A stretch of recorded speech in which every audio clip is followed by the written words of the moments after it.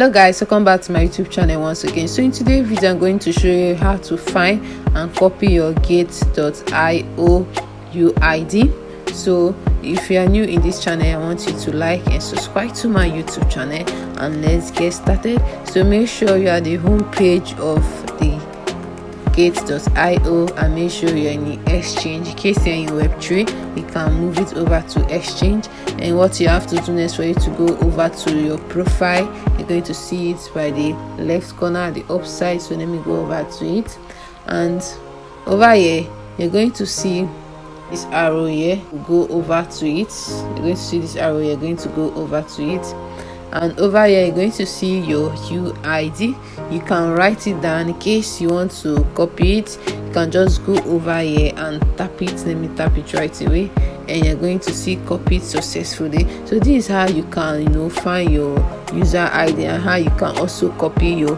user ID, your gate.io user ID. And this is the end of this video. Don't forget to like and subscribe to my YouTube channel, and see you next time. Bye.